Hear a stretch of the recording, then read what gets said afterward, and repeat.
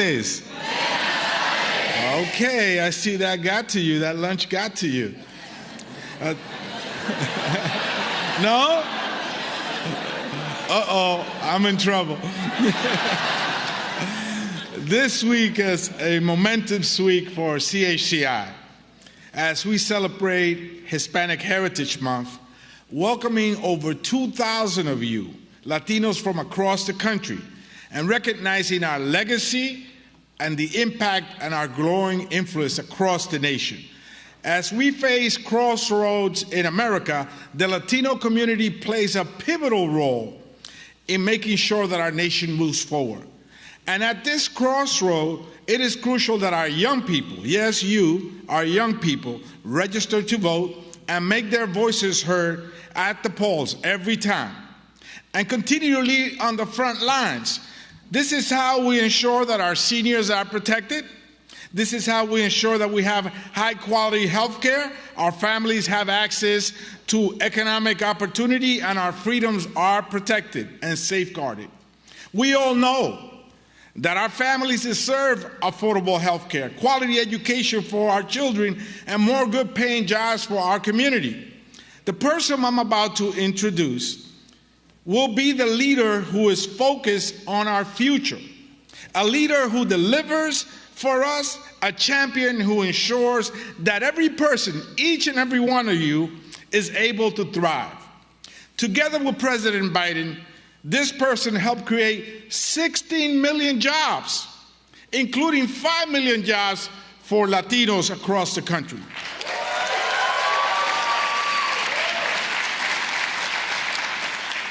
Get this, she delivered, that's right, she delivered the lowest national unemployment rate in more than 50 years and the lowest Latino unemployment rate in record.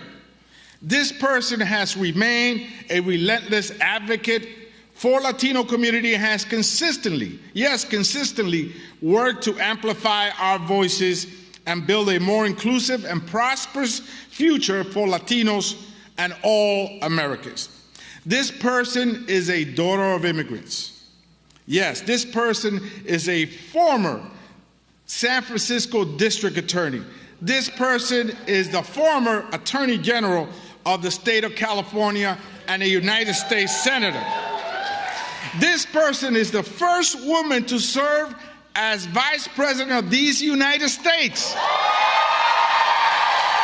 Please get up and help me welcome the Vice President of these United States, Kamala Harris.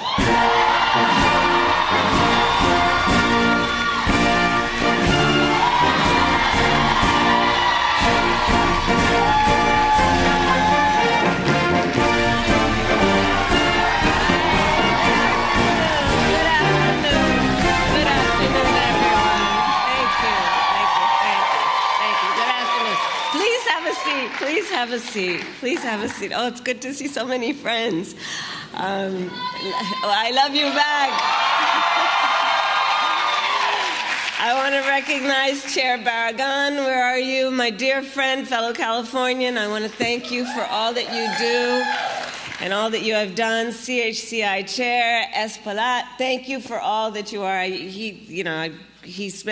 Both of them have spent time with me at my house, and we've shared a lot of good stories together and many meals together, and I just want to personally thank them both because they really, as you know, are extraordinary people and extraordinary leaders, and they do so much on behalf of so many. So thank you both for your leadership and for hosting me this afternoon.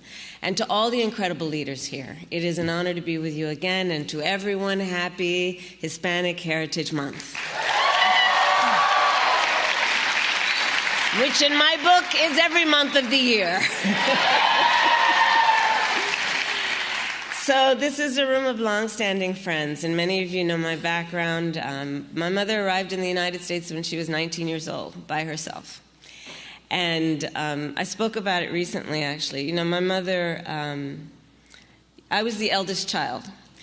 And as the eldest child, those of us who are, you know, you see a lot of things in terms of what your parents go through. And I would often see how my mother was treated. She was a 5-foot-tall brown woman with an accent. And I would see how the world would sometimes treat her. But I'm going to tell you something, and this is where I come from. My mother never lost her cool.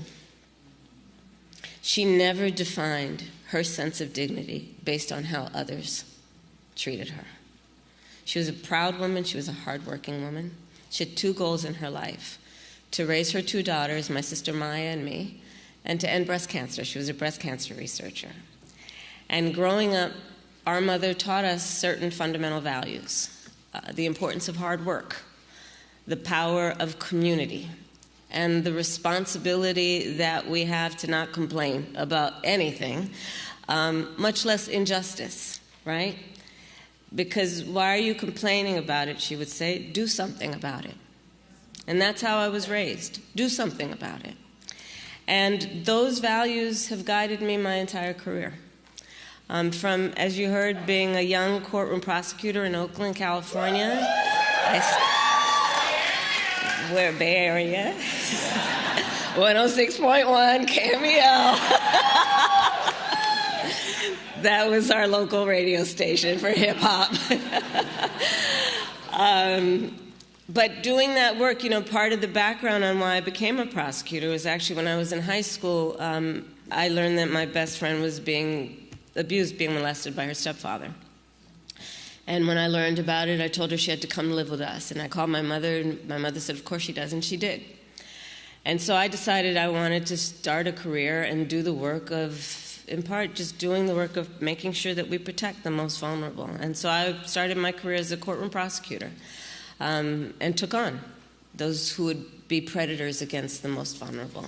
As Attorney General of California, I took on the big banks and delivered $20 billion for homeowners who were middle-class families who faced foreclosure because of predatory lending practices. I stood up for veterans and students who were being scammed by the big for-profit colleges, knowing and many of whom had an immigrant background and were just simply trying to do the best they could to invest in themselves and their family for their future, and the subject of awful scams. I have stood up in my career for workers who are being cheated out of the wages they were due, and for seniors who have faced elder abuse. And I say all that to say, when I stand here before you today, this is not just something that I decided to do, but really is about a lifelong career that has been about fighting for the people. For the people. And for years, I have been proud to fight alongside the members and the leaders of this incredible caucus. In almost all of that work. And the work we have done together has been about so much I just talked about. It has been about defending workers' rights. It has been about expanding health care for more Americans, including dreamers. It has been about forgiving billions of dollars in student loan debt, including for many of the folks that we know, friends, relatives, who, again, have been burdened by that heavy debt and just needed to be seen. Teachers, firefighters, nurses.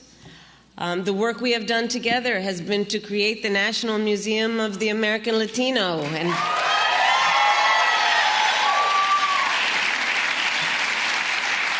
And of course, last year I was proud to be with a lot of the leaders here in Houston for the CHC On the Road tour. So I say that to say that CHC, our work together, has always been guided by shared values and by a shared vision. However, at this moment, we are confronting 2 different, very, very different visions for our nation. One focused on the past, the other, ours, focused on the future.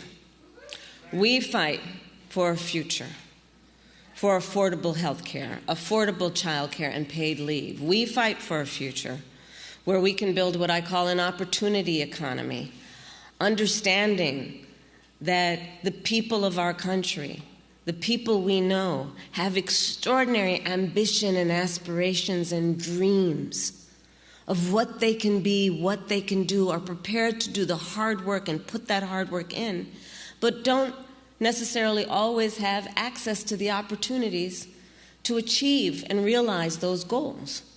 So I see an America where everyone has an opportunity to own a home, to build wealth, to start a business. I believe in a future. We together believe in a future where we can lower the cost of living for America's families so that people have an opportunity not just to get by, but to get ahead. And so with the work we have done together and going forward, we will continue to lower the cost of groceries, for example, by taking on something that I think is very important to deal with, which is price gouging on behalf of big corporations.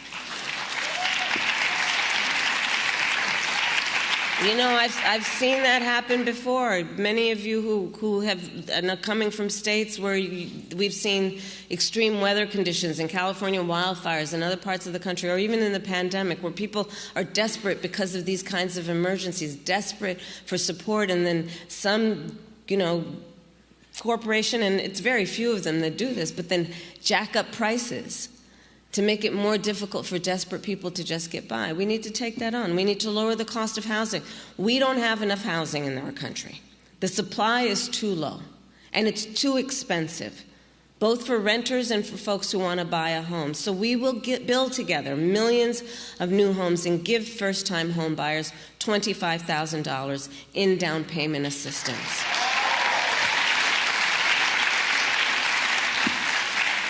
Because, look, people just want to get their foot in the door. My mother worked hard. She saved up. It wasn't until I was a teenager that she was able to buy our first home. And the American dream is elusive for far too many people increasingly. And that's why it is part of my perspective that let's just do the work of giving first-time home buyers a $25,000 down payment assistance. Let them get their foot in the door. We need to lower the cost of health care and continue to take on big pharma and cap the cost of prescription medications. Yes, for our seniors, which we have done together, but for all Americans. Because when we look at drugs like insulin, everyone here knows. First of all, Latinos are 70% more likely to be diagnosed with diabetes. And with the support of CHC, we were able to cap the cost of insulin at $35 a month for our seniors.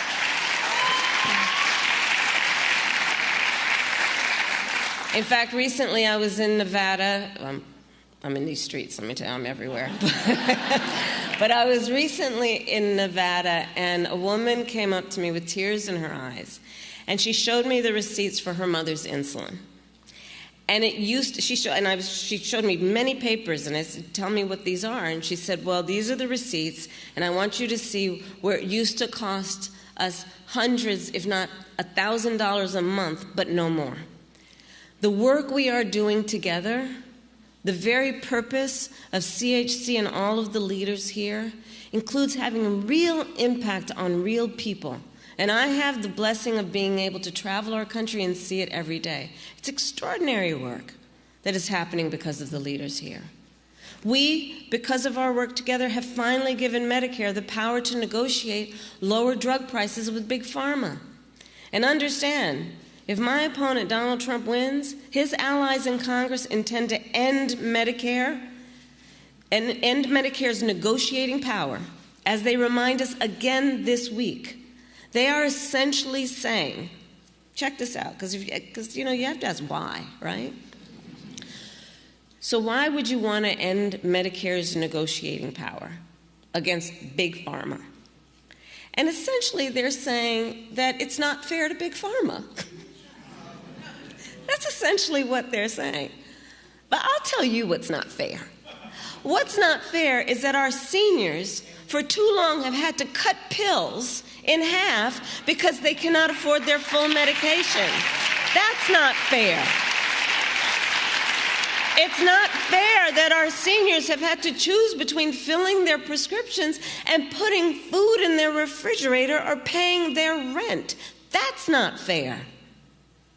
And that's why we will continue to do our work together, including Fight Project 2025, an agenda that would cut Medicare and increase the cost of health care in our country.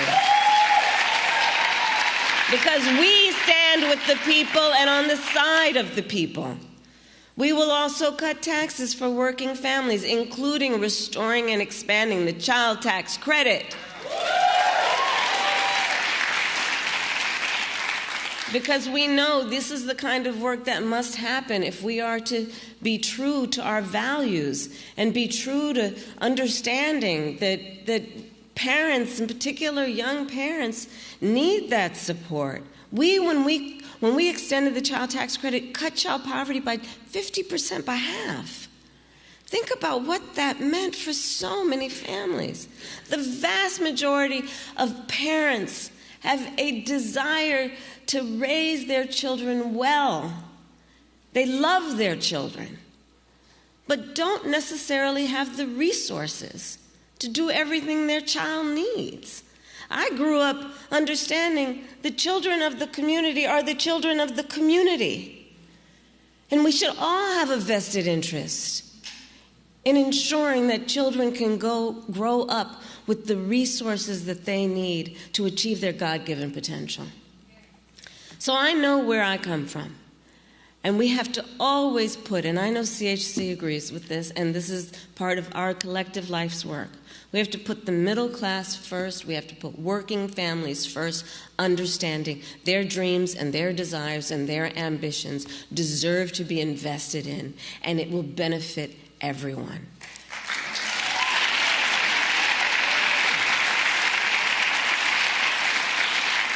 And together, CHC, we must also reform our broken immigration system and protect our dreamers and understand we can do both, create an earned pathway to citizenship and ensure our border is secure. We can do both, and we must do both.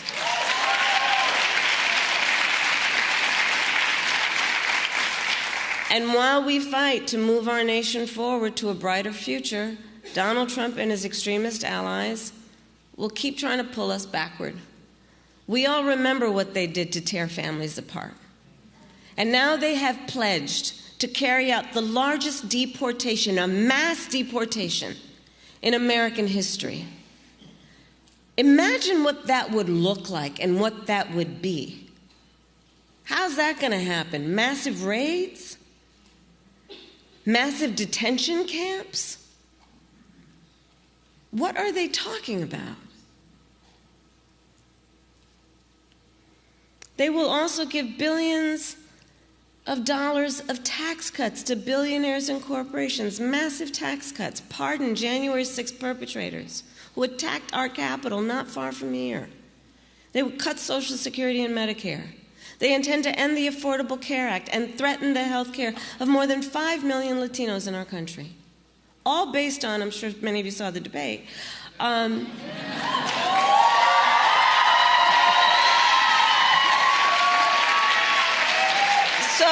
on that point about the Affordable Care Act, all based on concepts of a plan. Concepts. Their Project 2025 agenda would pull our nation backward. But we are not going back. We are not going back. We are not going back.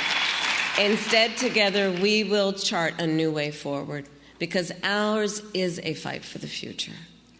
And it is a fight for freedom. The freedom to vote, the freedom to be safe from gun violence, the freedom to live without fear of bigotry and hate, the freedom to love who you love openly and with pride, and the freedom of a woman to make decisions about her own body and not have her government telling her what to do. And understand on that last point how we got here. Everyone here knows. Donald Trump hand-selected 3 members of the United States Supreme Court with the intention that they would do just what they did, which is to overturn the protections of Roe v. Wade. And now in more than 20 states, we have a Trump abortion ban, which criminalized health care providers. In one state, providing prison for life. You guys may have heard the story, many here, about the stories about the horrendous, most recent stories about what happened in Georgia. Many of these Trump abortion bans that make no exception for rape or incest, it's immoral. It's immoral. And today, 40% of Latinas in America live in a state with a Trump abortion ban. So imagine if she is a working woman. Understand that the majority of women who seek abortion care are mothers. Understand what that means for her. So she's got to now travel to another state. God help her that she has some extra money to pay for that plane ticket. She's got to figure out what to do with her kids. God help her if she has affordable child care. Imagine what that means. She has to leave her home to go to an airport, stand in a TSA line. Like, think about this. You know, everybody here is your policy leaders. I always say to my team, especially the young people I mentor, on any public policy, you have to ask, how is this going to affect a real person? Ask how it would affect a real person. Go through the details. So she's got to stand in a TSA line, to get on a plane sitting next to a perfect stranger, going to a city where she's never been, to go and receive a medical procedure. She's going to have to get right back to the airport because she got to get back to those kids. And it's not like her best friend can go with her because the best friend is probably taking care of the kids. All because these people have decided they're in a better position to tell her what's in her best interest than she is to know. It's just simply wrong. And I think we all know one does not have to abandon their faith or deeply held beliefs to agree the government should not be telling her what to do. If she chooses,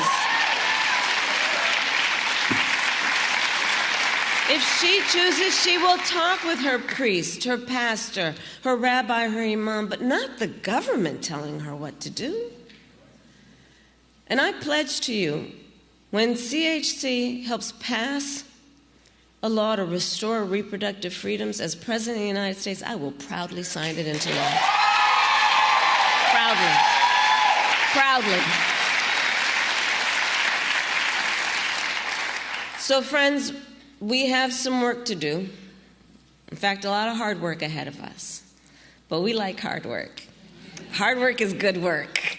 Hard work is joyful work, I say. And I truly believe that America is ready to turn the page on the politics of division and hate. And to do it, our nation is counting on the leaders here, your power, your activism. And so I thank you in advance for your work to register people to vote and get people to the polls. Each of us has a job to do. As we celebrate this month, we know we stand on broad shoulders of people before us who have passed us now the baton. Those heroes who fought for freedom, who have now passed the baton on to us. And the bottom line is we know what we stand for, so we know what to fight for. And when we fight, we win. God bless you, and God bless the United States of America.